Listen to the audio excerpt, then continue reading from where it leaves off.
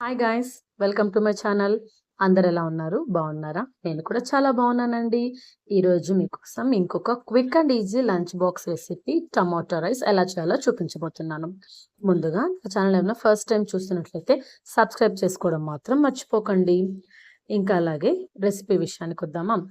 ఈ రెసిపీ ఎలా చేయాలో చూద్దాం.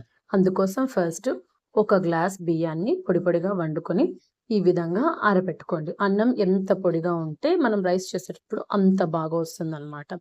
నెక్స్ట్ అలాగే ఒక 4 టమోటాలని చిన్న చిన్న ముక్కలుగా కట్ చేసి, అలాగే ఒక ఎర్రగడ్డని ముక్కలుగా కట్ చేసి, కరివేపాకు, కొత్తిమీర కూడా తీసి ప్లేట్లో పక్కన పెట్టుకోండి.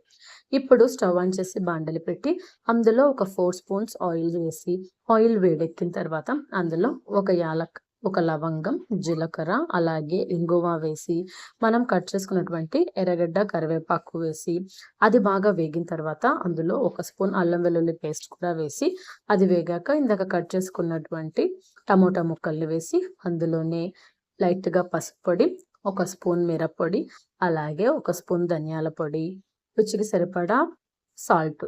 ఈ సాల్ట్ జస్ట్ టమోటాస్ గుజ్జుకు పట్టడానికి అనమాట. లైట్గా వేసుకొని మొత్తాన్ని బాగా మిక్స్ చేసి టమోటాస్ని మగ్గనివ్వాలి. చూసారా, ఒక 15 మినిట్స్కి ఈ విధంగా టమోటా గుజ్జు తయారైంది.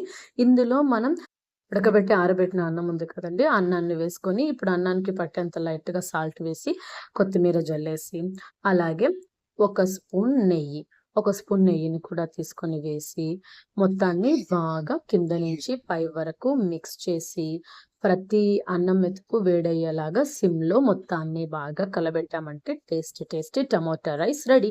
ఈ వీడియో మీకు నచ్చినట్లయితే లైక్ చేయండి, అలాగే నా ఛానల్ని సబ్స్క్రైబ్ చేసుకోండి.